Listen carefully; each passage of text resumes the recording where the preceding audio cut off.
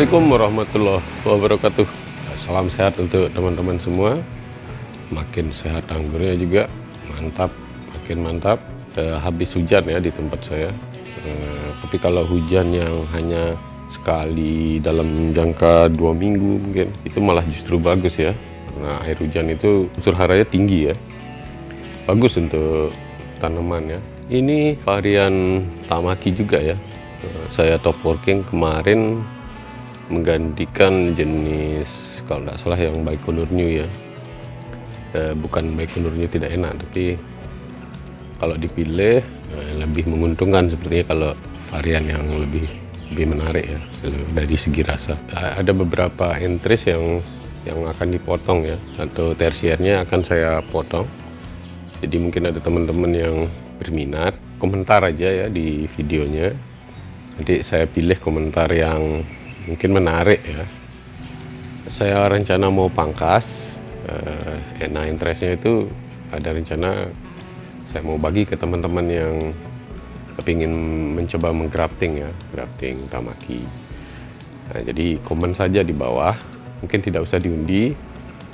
Saya mungkin pilih beberapa komentar berdasarkan yang komentarnya paling menarik tentang Tamaki atau Nemas. Serah mau berpantun boleh, atau mau memberikan informasi tentang varian ini boleh. Mudah sih kalau di grafting Tamaki ini. Dari misalnya kita grafting 5-4 hidup lah menurut saya. Ya pengalaman saya sih. Oke, silahkan komen. Nanti mungkin komentar terunik atau yang menarik mendapatkan interest ini. Oh ya, tapi nanti mungkin sistem kirimnya COD aja ya.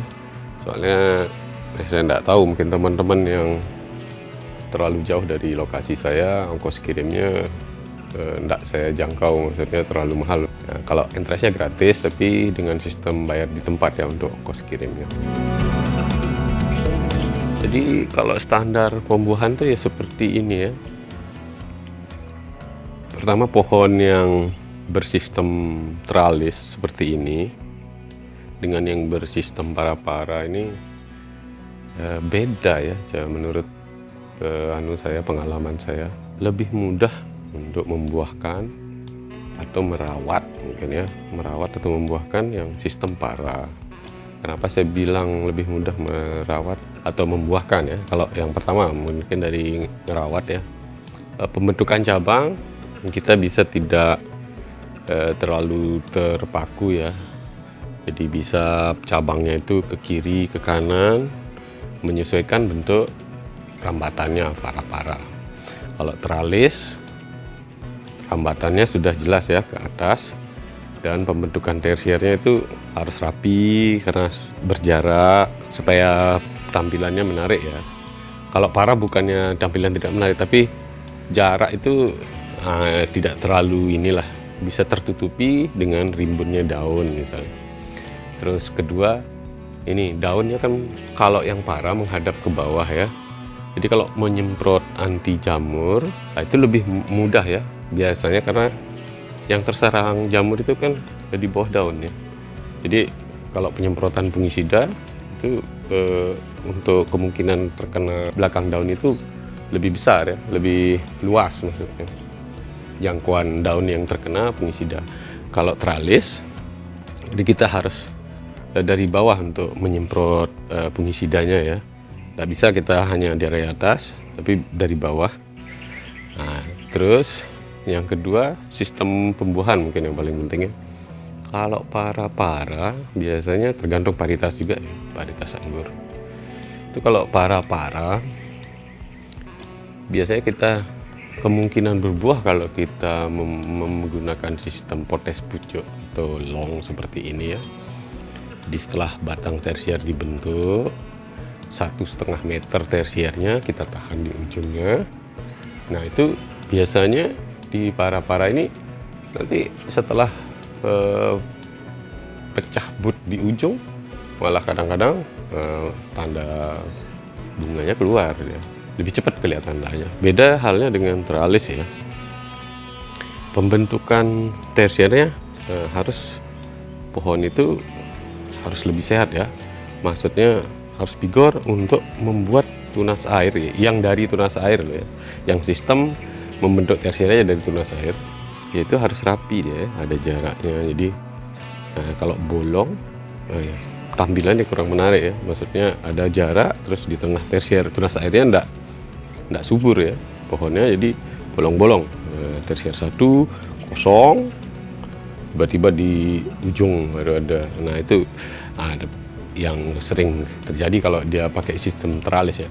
Kalau sistem para nggak tahu ya, apa mungkin karena sekunder yang sudah matang lebih, biasanya kalau para kan sekunder itu panjang ya, lebih tinggi. Jadi saat pohon tumbuh ke atas, mungkin nutrisi ini di batang tuh semakin besar ya. Lain halnya kalau dengan teralis ya, nggak mungkin kita teralis bengkok, pembentukan sekundernya atau bengkoknya di tinggi 1,5 meter gitu ya, nggak bagus teralis.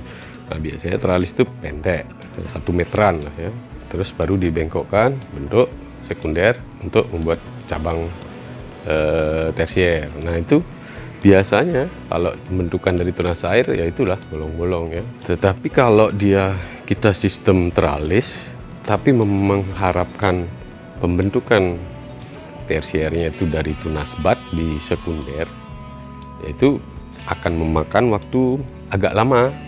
Jadi pohon nanti dibiarkan dulu, mungkin tembus tersiernya tidak rata, tapi kita menunggu pembentukan ulang. Nah biasanya pembentukan ulang, varian-varian yang susah dibuahkan itu susah dia keluar bunga atau buah dari pemangkasan model ungu yang dari bat pecah dari sekunder ya.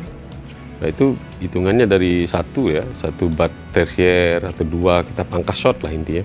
Karena tersier kalau kita pangkas terlalu atas juga setelah dipotong kan mau dibawa kemana ini. Setelah berbuah kan di atas buah itu ada minimal 9 daun ya yang bagus ya.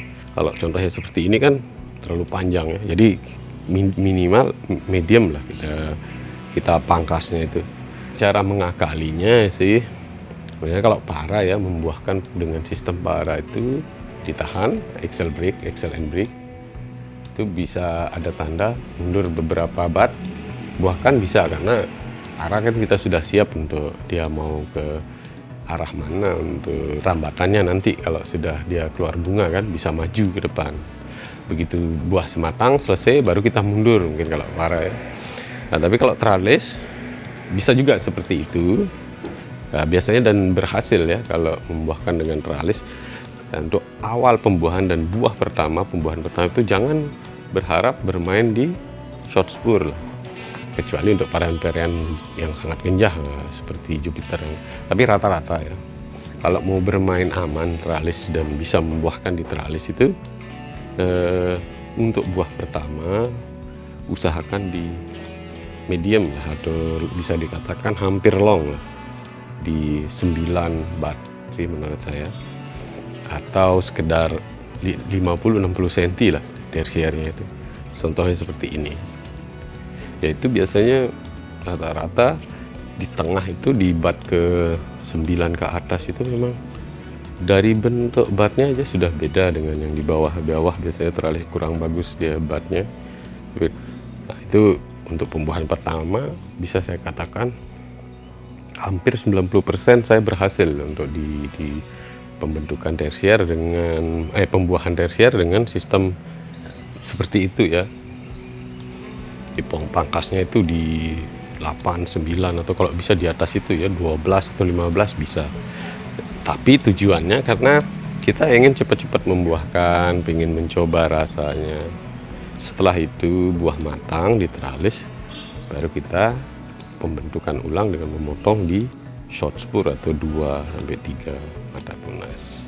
Nah kalau di para sama juga matang, mundur lagi, mau dibentuk atau dibuahkan lagi bisa, karena ruang para biasanya kita memang sudah siap untuk yang lebih hebat ya. Ini Zorianka, ini dikirim sama Ibu Lika Asri dan alhamdulillah sudah saya pangkas, terlihat sudah ada bunganya ya, mudahan bisa tetap sepertinya genjah juga nih Zorianka. Menurut Bu Lika rasanya manis, dia pernah coba malah di 2 rooftop. Nanti kita buktikan lah. Oke, Semoga bermanfaat. Assalamualaikum warahmatullahi wabarakatuh.